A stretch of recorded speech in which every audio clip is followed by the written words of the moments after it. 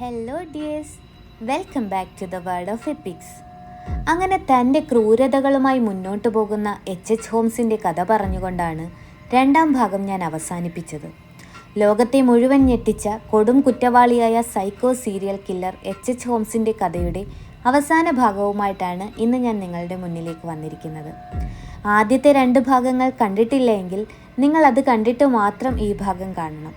ഇല്ലെങ്കിൽ നിങ്ങൾക്കൊരിക്കലും കഥയുടെ പൂർണ്ണരൂപം മനസ്സിലാക്കിയെടുക്കാൻ പറ്റില്ല. മാത്രമല്ല നിങ്ങൾക്ക് ഈ കഥ ആസ്വദിക്കാനും പറ്റില്ല. ഞാൻ മുൻപത്തെ 2 ഭാഗങ്ങളുടെയും ലിങ്ക് ഡിസ്ക്രിപ്ഷനിൽ കൊടുത്തേക്കാം. കൊളംബസ് മേള കാണാൻ വന്ന പല സ്ത്രീകളെയും വശീകരിച്ച് തൻ്റെ മാളികയിലെത്തിച്ച ഹോംസ് അവരെ കൊന്ന് അവരുടെ അസ്ഥികൂടങ്ങൾ അമേരിക്കയിലെ കോളേജുകൾക്കും യൂണിവേഴ്സിറ്റികൾക്കും വലിയ വിലയ്ക്ക് വിൽക്കാൻ തുടങ്ങിയിടത്ത് വെച്ചാണ് നമ്മൾ കഥയുടെ 2ാം ഭാഗം അവസാനിപ്പിച്ചത്. ഇങ്ങനെയൊക്കെ കാശുണ്ടാക്കുന്നുണ്ടെങ്കിലും അയാളുടെ സാമ്പത്തിക നില അത്ര മെച്ചപ്പെട്ടിരുന്നില്ല. കാരണം ഷിക്കാഗോയിലെ പല ധനികന്മാരിൽ നിന്നും ഹോംസ് വലിയ തുകകൾ തന്നെ കടമായി വാങ്ങിയിരുന്നു. അവർ അത് തിരികെ കിട്ടണമെന്ന് പറഞ്ഞ് ഹോംസിനെ വല്ലാതെ ബുദ്ധിമുട്ടിക്കുന്നുമുണ്ടായിരുന്നു.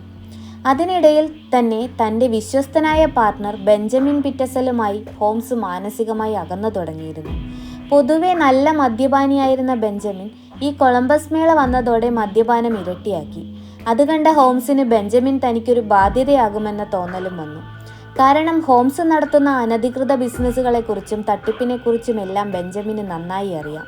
അതിലാകെ ബെഞ്ചമിൻ അറിയാത്തതായി ഒന്നേ ഉണ്ടായിരുന്നുള്ളൂ: ഹോംസിൻ്റെ ക്രൂരമായ കൊലപാതകങ്ങൾ. എന്നാൽ ഹോംസിനെ പരിചയപ്പെടുന്ന സ്ത്രീകൾ ഒന്നൊന്നായി മിസ്സിംഗ് ആകാൻ തുടങ്ങിയതോടെ ബെഞ്ചമിൻ അത് ശ്രദ്ധിക്കാനും തുടങ്ങിയിരുന്നു. ഹോംസ് ഇവരെ എന്താണ് ചെയ്യുന്നത് എന്ന് മനസ്സിലായില്ലെങ്കിലും ആ സ്ത്രീകളൊന്നും ഇപ്പോൾ ജീവനോടെ ഇല്ല എന്ന് ബെഞ്ചമിൻ അറിയാമായിരുന്നു. തൻ്റെ മേലെ ബെഞ്ചമിൻ ഇങ്ങനെയൊരു സംശയമുണ്ടെന്നുള്ള കാര്യം ഹോംസിനും മനസ്സിലായിരുന്നു. മാത്രമല്ല, തട്ടിപ്പിലൂടെ കിട്ടുന്ന പണം വീതം വെൽക്കുന്നതിനെ ചൊല്ലി ഇരുവരും അഭിപ്രായ വ്യത്യാസങ്ങളും ഉണ്ടായിരുന്നു.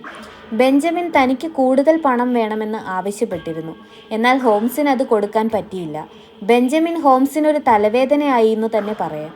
അതോടെ ഹോംസ് ബെഞ്ചമിനെയും നിശബ്ദനാക്കാൻ തീരുമാനിച്ചു. എന്നാൽ ബെഞ്ചമിനെ കൊല്ലുന്നത് അത്ര എളുപ്പമല്ല. കാരണം ബെഞ്ചമിൻ പിറ്റസിൽ ഹോംസിൻ്റെ വലം കൈയാണെന്ന് ഷിക്കാഗോ നഗരത്തിൽ എല്ലാവർക്കും തന്നെ അറിയാം. ഒരു സുപ്രഭാതത്തിൽ അവനെ കാണാതെയായാൽ ഹോംസിന് നേരെ തന്നെ സംശയം വരും. ഹോംസ് ഇതുവരെ കൊന്നത് മുഴുവൻ അപരിചിതരെയായിരുന്നു. ഹോംസ് കുറച്ച് ദിവസമെടുത്ത് ഒരു പ്ലാൻ ഉണ്ടാക്കി പിറ്റസലിനെ കൊല്ലുന്നതിനോടൊപ്പം തനിക്ക് കുറച്ച് സാമ്പത്തിക നേട്ടവും ഉണ്ടാകുന്ന ഒരു പദ്ധതിയായിരുന്നു അത്. മറ്റൊന്നുമല്ല, തൻ്റെ പഴയ ഇൻഷുറൻസ് തട്ടിപ്പ്. ഹോംസ് അത് തന്ത്രപൂർവ്വം ബെഞ്ചമിനെ പറഞ്ഞ് വിശ്വസിപ്പിക്കുകയും ചെയ്തു. ബെഞ്ചമിനോട് ഹോംസ് പറഞ്ഞു, നിന്റെ പേരിൽ ഒരു വലിയ തുക ഇൻഷുറൻസ് എടുത്തിട്ട് നോമിനിയായി നിന്റെ ഭാര്യയുടെ പേര് വെക്കാം. എന്നിട്ട് നമുക്ക് 2 പേർക്കും കൂടി വേഷം മാറി നാട് വിടാം. എന്നിട്ട് നമുക്കൊരു മൃതദേഹം സംഘടിപ്പിച്ച് നീ മരിച്ചതായി ഇൻഷുറൻസ് കമ്പനിക്കാരെ ബോധിപ്പിക്കാം. അപ്പോൾ അവർ നിന്റെ ഭാര്യയുടെ പേർക്ക് ആ ഇൻഷുറൻസ് തുക സാങ്ഷനാക്കി കൊടുക്കും. അതിൽ പകുതി നീ എനിക്ക് തരണം. ബാക്കി തുക കൊണ്ട് നീ നിന്റെ ഫാമിലിയുമായി എവിടെയെങ്കിലും പോയി സുഖമായി ജീവിച്ചു. പിന്നീട് ഒരിക്കലും എന്നെ ശല്യപ്പെടുത്താനായി നീ ഷിക്കാഗോയിലേക്ക് വരരുത്. ഇത് കേട്ട ബെഞ്ചമിൻ ഹോംസിൻ്റെ ആ ഡീൽ സമ്മതിച്ചു. കാരണം ബെഞ്ചമിൻ ഇത്ര നാളത്തെ പരിചയം കൊണ്ട് നന്നായി തന്നെ അറിയാം ഹോംസ് ഈ തട്ടിപ്പ് വളരെ വിദഗ്ധമായി തന്നെ നടപ്പിലാക്കും, വലിയൊരു തുകയും തങ്ങൾക്ക് കിട്ടുമെന്ന്. എന്നാൽ പാവം അറിഞ്ഞില്ല അവൻ തന്നെയാണ് ഹോംസിൻ്റെ പുതിയ ഇര എന്ന്. 1894 നവംബർ അവസാനത്തോടെ ഹോംസും ബെഞ്ചമിനും ഫിലാഡൽഫിയയിലേക്ക് യാത്ര ആരംഭിച്ചു. പോന്ന വഴിക്കൊക്കെ ചെറിയ ചെറിയ തട്ടിപ്പുകൾ നടത്തിയാണ് അവർ പോയിക്കൊണ്ടിരുന്നത്. എന്നാൽ ഇടയ്ക്ക് നടത്തിയൊരു തട്ടിപ്പിൽ ഹോംസ് പിടിക്കപ്പെട്ടു, ജയിലിലാവുകയും ചെയ്തു. ആ നാട്ടിലെ ഒരു കുപ്രസിദ്ധ ഗുണ്ടയോടൊപ്പമാണ് ഹോംസിന് ജയിലിൽ കഴിയേണ്ടി വന്നത്. ഒരേ വേവ് ലെങ്ത് ഉള്ളവർ വേഗത്തിൽ അടുക്കുമെന്ന് പറയും പോലെ അവർ വേഗത്തിൽ സുഹൃത്തുക്കളായി മാറി. എന്ത് കാരണം കൊണ്ടാണെന്നറിയില്ല, ഇങ്ങനെ ബെഞ്ചമിനെ ഇൻഷുറൻസ് തുകയ്ക്ക് വേണ്ടി താൻ കൊലപ്പെടുത്താൻ കൊണ്ടുപോവുകയാണെന്ന് തൻ്റെ ജയിൽമേറ്റിനോട് ഹോംസ് തുറന്നു പറഞ്ഞു. അയാൾക്കും അത് കേട്ട് വലിയ ആവേശമായി. $500 തനിക്ക് തന്നാൽ ഇൻഷുറൻസ് തുക വാങ്ങിയെടുത്ത് തരാൻ കെൽപ്പുള്ള ഒരു മിടുക്കനായ വക്കീലിനെ താൻ സെറ്റാക്കി തരാമെന്ന് അയാൾ ഹോംസിനോട് പറഞ്ഞു. ഹോംസ് അത് സമ്മതിക്കുകയും ചെയ്തു. ഏതാനും മാസങ്ങൾ ഹോംസിന് ജയിലിൽ കിടക്കേണ്ടതായി വന്നു. അപ്പോഴേക്കും ബെഞ്ചമിനിലൂടെ ഹോംസ് ജയിലിലാണെന്നറിഞ്ഞ ഹോംസിൻ്റെ പുതിയ കാമുകി ജോർജിയാന ഹോംസിനെ ജയിലിൽ നിന്നിറക്കി. എന്തിനാണ് പോലീസ് നിങ്ങളെ പിടിച്ചതെന്നുള്ള അവളുടെ ചോദ്യത്തിന് തനിക്കറിയില്ലെന്നും പോലീസിന് ആള് മാറിപ്പോയതാണെന്നും പറഞ്ഞ് വിശ്വസിപ്പിച്ചു ഹോംസ്. പക്ഷേ ഹോംസ് തൻ്റെ പഴയ പദ്ധതി വിട്ടില്ല. ബെഞ്ചമിനെയും കൂട്ടി ഹോംസ് ഫിലാഡൽഫിയയ്ക്കുള്ള യാത്ര തുടർന്നു. ബെഞ്ചമിനും അത് വലിയ ആശ്വാസം നൽകി. കാരണം കിട്ടാൻ പോകുന്ന വലിയ തുക കൊണ്ട് നല്ലൊരു ജീവിതം സ്വപ്നം കണ്ടിരുന്നപ്പോഴാണ് ഹോംസ് ജയിലിലായി പോയത്. അതോടെ ബെഞ്ചമിൻ തൻ്റെ സ്വപ്നങ്ങളെല്ലാം തകർന്നു എന്ന് കരുതി ഇരിക്കുമ്പോഴാണ് ഹോംസിൻ്റെ മടങ്ങിവരവ്. അതോടെ അവനും സന്തോഷമായി. പക്ഷെ തനിക്ക് ഹോംസിൻ്റെ ജീവിതകഥയിലെ സൈഡ് റോൾ മാത്രമാണ് ഉള്ളതെന്ന് ആ പാവം അറിഞ്ഞിരുന്നില്ല. ഇനി ഒരിക്കലും തനിക്ക് തൻ്റെ ഫാമിലിയോടൊപ്പം നേരം ചിലവഴിക്കാൻ പറ്റില്ലെന്നോ അവരെ ആരെയും ഇനി താൻ ഒരിക്കലും കാണില്ലെന്നോ അപ്പോഴും അവൻ മനസ്സിലാക്കിയിരുന്നില്ല. വൈകാതെ അവർ ഫിലാഡൽഫിയയിലെത്തി. കള്ളപ്പേരിൽ ഒരു അപ്പാർട്ട്മെൻറ്റ് വാടകയ്ക്കെടുത്ത് ഒരു ഓഫീസും തുറന്നു. അക്കാലത്ത് കണ്ടുപിടിക്കുന്ന ചെറിയ ചെറിയ കണ്ടുപിടുത്തങ്ങൾക്ക് പേറ്റൻ്റ് എടുത്തു കൊടുക്കുന്ന ഒരു ഓഫീസായിരുന്നു അവരുടേത്. 1 മാസത്തോളം അവർ ഈ ലൈഫ് തുടർന്നു. 1 മാസത്തിന് ശേഷം അവിടെയുള്ള ഒരു സയൻറ്റിസ്റ്റ് ബെഞ്ചമിനെ തിരക്കി ഓഫീസിൽ വന്നു.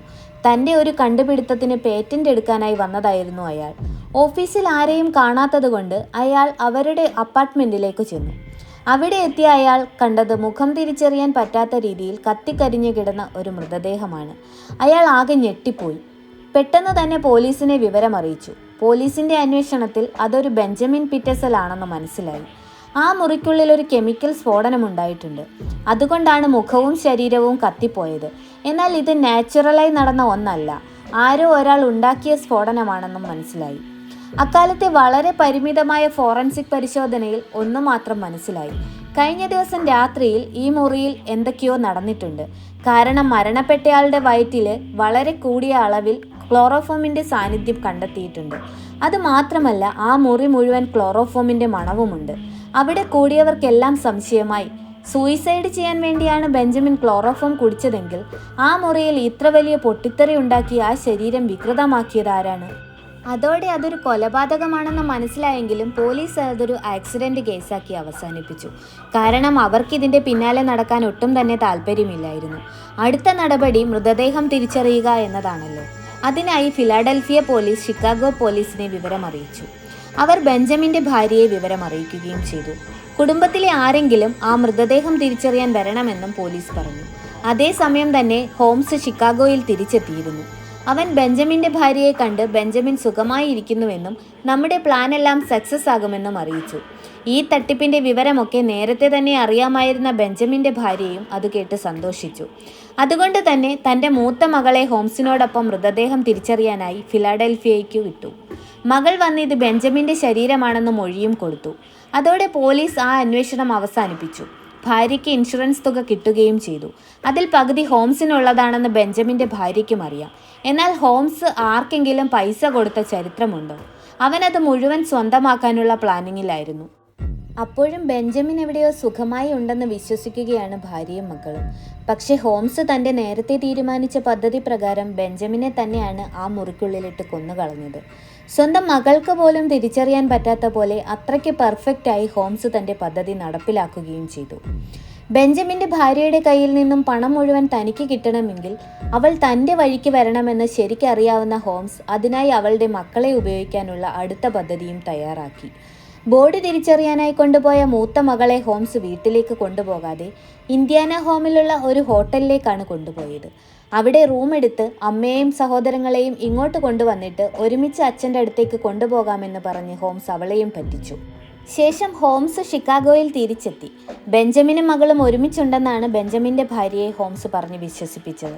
മാത്രമല്ല, ഇൻഷുറൻസ് കമ്പനിക്ക് എന്തോ സംശയമുണ്ടെന്നും അവരിപ്പോൾ നിങ്ങളെ ശ്രദ്ധിക്കുന്നുണ്ടെന്നും മക്കളുമായി എത്രയും വേഗം ബെഞ്ചമിൻ്റെ അടുത്തേക്ക് പോകണമെന്നും എന്നാൽ ഒരുമിച്ച് യാത്ര നടത്തുന്നത് അപകടമാണെന്നും പറഞ്ഞ് മക്കളെ താൻ ആദ്യം കൊണ്ടുപോകാം, അവസാനം മാത്രം അവൾ പോയാൽ മതിയെന്നും പറഞ്ഞു. ഹോംസിൻ്റെ ചതി അറിയാതെ അവൾ തൻ്റെ മക്കളെ ഹോംസിനോടൊപ്പം പറഞ്ഞു വിട്ടു. വളരെ എളുപ്പത്തിൽ തന്നെ ഹോംസ് തൻ്റെ പദ്ധതികൾ നടപ്പിലാക്കി. ബെഞ്ചമിൻ മരിച്ചത് അറിയുന്നതിന് മുൻപ് തന്നെ പരമാവധി കാശ് വാങ്ങിയെടുക്കണമെന്ന് ഹോംസ് മനസ്സിലുറപ്പിച്ചു. കത്തുകളിലൂടെ ഇടയ്ക്കിടയ്ക്ക് ചെലവിനായി പൈസ അയച്ചു കൊടുക്കുവാനും മക്കൾ എൻ്റെ കൂടെ സുരക്ഷിതരാണെന്നും പറഞ്ഞ് ഹോംസ് അവളുടെ കയ്യിൽ നിന്നും പണം കൈക്കലാക്കാനും തുടങ്ങി. അവളോട് പണവുമായി ഇടയ്ക്കിടയ്ക്ക് ഓരോ സ്ഥലത്ത് വരാൻ ഹോംസ് പറയുന്നതിനനുസരിച്ച് അവൾ എത്തും. അവൻ വന്ന് പണവും വാങ്ങിപ്പോകും. എന്നാൽ കൊണ്ടുപോയ കുട്ടികളെ അവളെ കാണിക്കാറുമില്ല. എല്ലാ കത്തുകളിലും അധികം വൈകാതെ തന്നെ നിങ്ങളുടെ കുടുംബം ഒന്നിച്ച് നല്ലൊരു ജീവിതം തുടങ്ങുമെന്ന പ്രതീക്ഷ ഹോംസ് അവൾക്ക് നൽകിയിരുന്നു. എന്നാൽ ഇതിനിടയ്ക്ക് അവളുടെ കുട്ടികളെയും ഹോംസ് കൊന്നുകളഞ്ഞിരുന്നു. ബെഞ്ചമിൻ്റെ ഭാര്യയുടെ കയ്യിൽ നിന്നും പണം തട്ടിയെടുക്കാനുള്ള അത്യാഗ്രഹത്തിനിടെ ജയിലിലെ റൂംമേറ്റിന് കൊടുക്കാമെന്ന് പറഞ്ഞ പൈസ കൊടുക്കുവാൻ ഹോംസ് മറന്നുപോയിരുന്നു. ബെഞ്ചമിൻ കൊല്ലപ്പെട്ട കാര്യമറിഞ്ഞ അവൻ താൻ ചതിക്കപ്പെട്ടുവെന്ന് മനസ്സിലാക്കി തൻ്റെ ജയിൽ വാർഡനോട് ഹോംസ് പറഞ്ഞ പദ്ധതി മുഴുവൻ പറഞ്ഞുകൊടുത്തു. ജയിൽ അധികൃതർ ഇത് ഉടൻ തന്നെ ഇൻഷുറൻസ് കമ്പനിക്കാരെ അറിയിക്കുകയും ചെയ്തു. തങ്ങൾ വഞ്ചിക്കപ്പെട്ടു എന്ന് മനസ്സിലാക്കിയ ഇൻഷുറൻസ് കമ്പനി പേരുകേട്ട ഒരു ഡിറ്റക്റ്റീവ് ഏജൻസിയായ പിങ്കട്ടൺ ഏജൻസിയെ ഇത് അന്വേഷിക്കുവാനായി ഏൽപ്പിച്ചു. 1894 നവംബർ 17 ബോസ്റ്റണിൽ ഒളിവിൽ കഴിഞ്ഞിരുന്ന എച്ച് ഹോംസിനെ പിങ്കട്ടൺ CIDകൾ കണ്ടെത്തി. ബെഞ്ചമിനെ കൊന്നതിനും ഇൻഷുറൻസ് കമ്പനിയെ വെട്ടിച്ചതിനും ചേർത്ത് ഹോംസിനെ ഫിലാഡൽഫിയയിലെ മൊയാമേസിംഗ് എന്ന ജയിലിലടച്ചു. താൻ നിരപരാധിയാണെന്ന് ഹോംസ് വാദിച്ചു നോക്കിയെങ്കിലും തെളിവുകളെല്ലാം അയാൾക്കെതിരായിരുന്നു. ഹോംസ് കൊണ്ടുപോയ 3 കുട്ടികൾ എവിടെയെന്ന ചോദ്യത്തിന് വ്യക്തമായി ഉത്തരം പറയാത്ത ഹോംസ് അവർ സുരക്ഷിതരാണെന്ന് മാത്രം പറഞ്ഞു. എവിടെയെന്ന ചോദ്യത്തിന് പല സ്ഥലപ്പേരുകളും പറഞ്ഞ് ഹോംസ് പോലീസിനെയും ഡിറ്റക്റ്റീവ്സിനെയും വട്ടം ചുറ്റിച്ചു. ഒടുവിൽ അവർക്ക് ഹോംസ് ആ കുട്ടികളെ കൊന്നിരിക്കാമെന്ന് സംശയം തോന്നി. എന്നാൽ തെളിവുകളൊന്നും തന്നെയില്ല. കുട്ടികൾക്ക് എന്താണ് സംഭവിച്ചത് എന്ന് അറിഞ്ഞാൽ മാത്രമേ ഹോംസിനെ വിചാരണയുമായി അവർക്ക് മുന്നോട്ട് പോകുവാൻ സാധിക്കുകയുള്ളൂ. അവസാനം ഹോംസ് തങ്ങളെ വട്ടം ചുറ്റിക്കുകയാണെന്ന് അവർക്ക് മനസ്സിലായി. ഹോംസ് ഇതെല്ലാം കണ്ട് മനസ്സിൽ സന്തോഷിക്കുകയായിരുന്നു ആ സമയം മുഴുവൻ. ഒടുവിൽ ഡിറ്റക്റ്റീവ്സ് ഹോംസ് സഞ്ചരിച്ച വഴികളിലൂടെ ഒരു അന്വേഷണം നടത്താനായി തീരുമാനിച്ചു. അവരുടെ ഏറ്റവും സമർത്ഥനായ ഡിറ്റക്റ്റീവിനെ തന്നെ അവർ ആ ചുമതല ഏൽപ്പിക്കുകയും ചെയ്തു. ഹോംസിനോടൊപ്പം യാത്ര ചെയ്തിരുന്നപ്പോൾ ബെഞ്ചമിൻ്റെ മൂത്ത മകൾ അമ്മയ്ക്ക് കത്തുകൾ എഴുതിയിരുന്നു. എന്നിട്ടത് പോസ്റ്റ് ചെയ്യാനായി ഹോംസിനെയാണ് ഏൽപ്പിച്ചിരുന്നത്. എന്നാൽ ഹോംസ് അത് പോസ്റ്റുകൾ ചെയ്തിരുന്നില്ല. പക്ഷേ ആ കത്തുകൾ ഒന്നും തന്നെ ഹോംസ് നശിപ്പിച്ചിരുന്നതുമില്ല. അയാൾ അതൊരു സ്മരണയ്ക്കെന്ന പോലെ സൂക്ഷിച്ചിരുന്നു. ആ കത്തുകൾ തന്നെയാണ് അയാൾക്ക് വിനയായി മാറിയത്. ആ കത്തുകൾ തങ്ങൾ സഞ്ചരിക്കുന്ന സ്ഥലമൊക്കെയും അവൾ അമ്മയ്ക്ക് എഴുതിയിരുന്നു. ഡിറ്റക്റ്റീവ് ആ സ്ഥലങ്ങൾ കേന്ദ്രീകരിച്ച് തൻ്റെ അന്വേഷണങ്ങൾ ഊർജിതമാക്കി.